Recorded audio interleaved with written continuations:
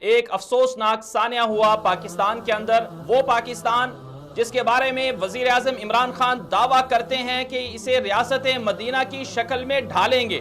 وہ پاکستان جس کے بارے میں پنجاب کے وزیر اعلیٰ کہتے ہیں کہ عمران خان کی قیادت میں پاکستان کی عوام کو ریاست مدینہ کی صورت میں انصاف دلائیں گے، اس پاکستان کے اندر ایک افسوسناک سانیہ ہوتا ہے۔ اس افسوسناک سانیہ میں عام عوام کو، نہتی عوام کو دہشت گرد قرار دے کر گولیوں سے بھون دیا جاتا ہے۔ کیا ریاست مدینہ میں کبھی کسی عام شہری کو اس طرح بغیر کسی عدالتی تحقیقات کے، بغیر کسی کارروائی کے، بغیر کسی مقدمے کے، بغیر کسی انکوائری کے، کیا اس طرح سے دہشت گردی کے مقدمات یا اس طرح کا واقعہ قرار دے کر مارا گیا؟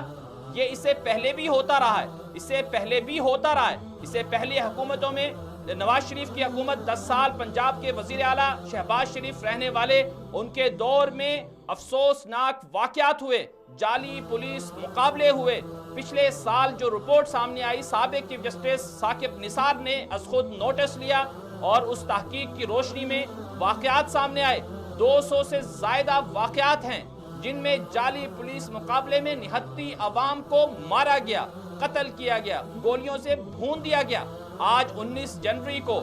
ساہیوال کے اندر واقعہ ہوتا ہے اور عام شہری جو گاڑی میں سوار ہیں، جن کے پاس نہ اسلحہ ہے اور نہ ہی کوئی مواد ہے، نہ ہی ان کے کسی تنظیم سے تعلقات ہیں، لیکن اس کے باوجود وہ معافیاں مانگتے ہیں۔ وہ کہتے ہیں ہم سے پیسے لے لو، ہمیں چھوڑ دو، ہمارا کوئی قصور نہیں ہے، ہم بے گناہ ہیں،